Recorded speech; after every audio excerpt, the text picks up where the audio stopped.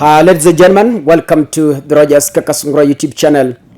And a big thank you for your continued support. Ladies and gentlemen, if you're watching this video, take your 1 or 2 seconds, click that subscribe button, and of course, remember to turn on your notification bell.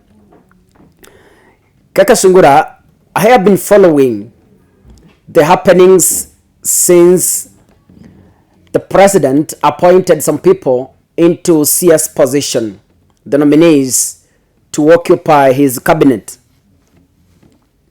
And it's entirely evident to the public that the list is 100% of loyalties. It doesn't matter if you have the qualification, but the president washed his hands, appointed the nominees, and let them deal with the vetting committee. It's unfortunate from what we've witnessed. And Kakasungura, there's some questions I have been asking myself. One,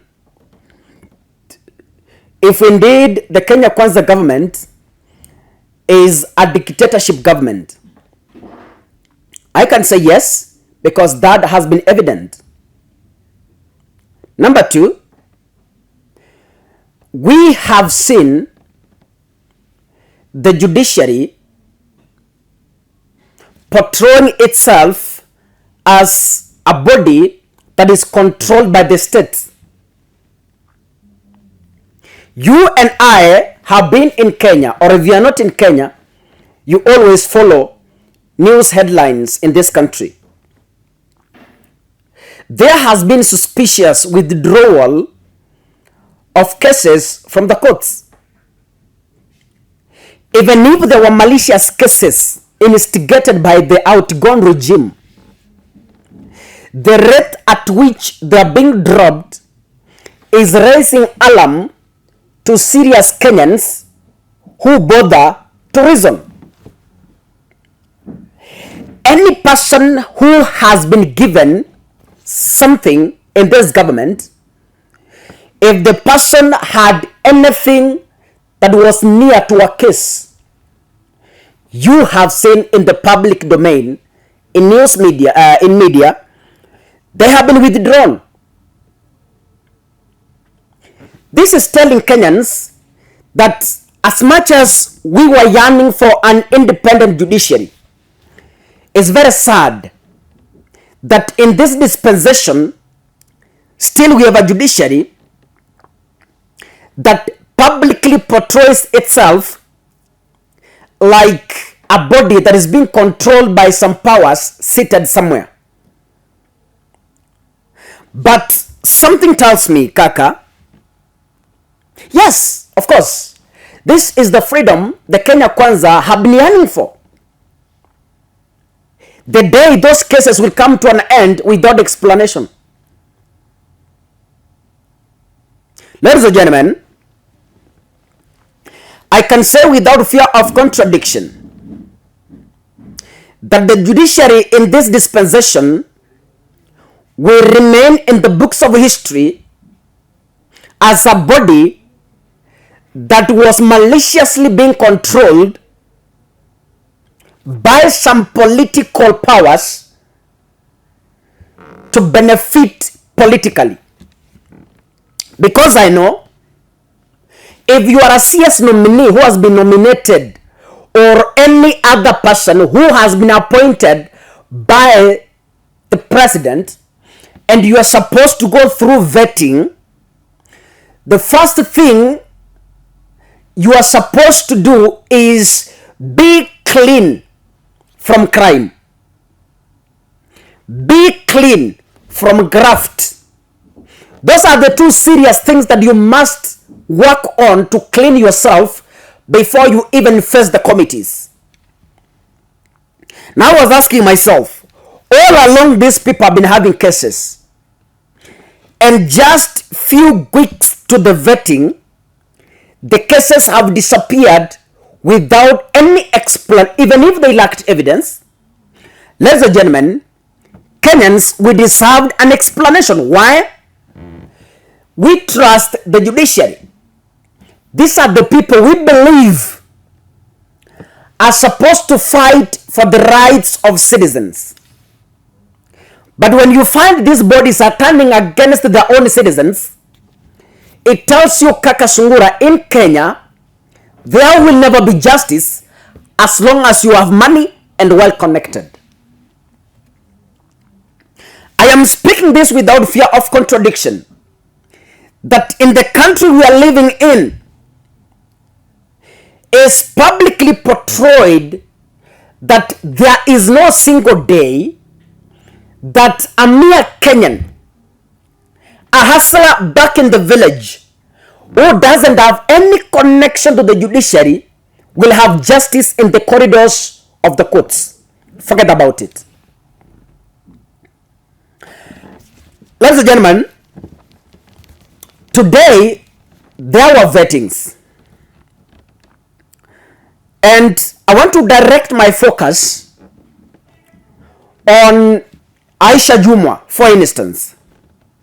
Personally, I appreciate the efforts that lady has made to be where she is. To me, if asked, she is a true fighter. But then wait a minute. Are we nominating or are we approving people to the cabinet through competence or emotions? How does the cry qualify her into the office, into the ministry of public service? When you cry to the committee, how does that change the grades you scored in school? Yes, she has fought to be where she is. Nobody is denying that. But the law is clear. For you to be nominated into the position of the cabinet, you must have a basic degree. Now,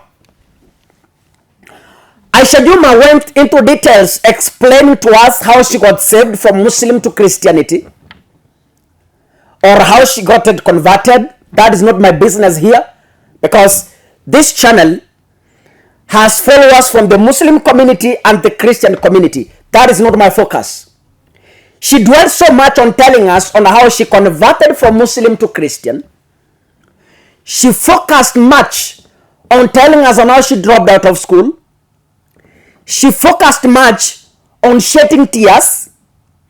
But my question is, how do those tears convert you into a competent public servant who qualifies into the office of a cabinet secretary?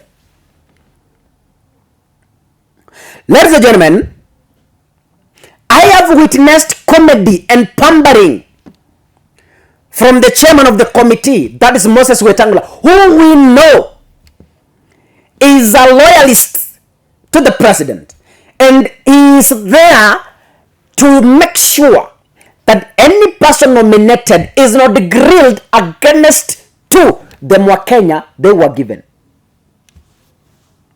I want to make reference to this lady, Gina Menda. Anyway, I will remember her name. She was telling us that, you know, I couldn't trace my certificate. And I was, wait a minute. Hey, she can't trace her certificate. I was like, okay. How can you miss your university certificate, honestly speaking? Okay, the English she was speaking at some point convinced me that, okay, she is learned, because she was too eloquent and with a commanding voice. And I was like, all right, hata kama alisahau certificate, huyu ni kama amesoma mahali. But then, how? For heaven's sake, how do you forget your certificate? Anyway, Kaka, as we speak, personally, the receipts I used to pay school fees in campus, I have them to date. Now, how can I forget? How can I fail to trace my... Hey, what? Anyway, and then wait the reaction from the chairman of the committee. Yes, I'm a witness. I'm a witness that you are my junior in campus, and I can confirm that. Now, how is that helpful to the committee? Because we need a certificate. But then she said, I have a letter from my campus, from my university, to confirm that indeed I sat and I have a degree. Ladies and gentlemen, let me say this, that looking at from what has already been done, I could say they're wasting our time on screens. And let me refer to Mother Kome's vocabulary when she was delivering a verdict. Let me say this and reiterate that whatever they are doing is just hot air. They are wasting our precious time, unpaid precious time on screens. I wish media houses could focus on something else. Because honestly, anyway, by the way, what is that? You have been watching. What is that? At just elevating for what? That comedy for what? Let those guys come, be given an office, they start working. There's no need to treat us into drama, into comedy, into things that do not add value. And after all, no one will be dropped out of that cabinet. If you are nominated, you are just a cabinet. Forget about it, go to office, period. Hii is just a drama and just a formality. It doesn't hold waters anywhere.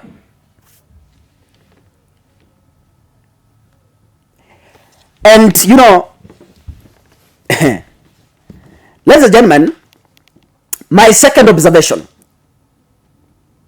that yes, we now agree that the same person who was telling us he wants the freedom of the judiciary is the same person mwenye ameshika judiciary mahali they can't turn right, left, up or down. Wamekamatwa.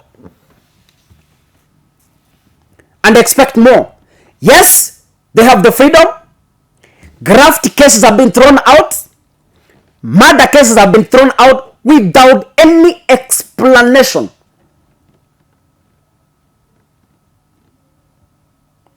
Anyway, I wish all the nominees success as they assume the office. And we want nothing. Let this drama end, because hustlers are waiting.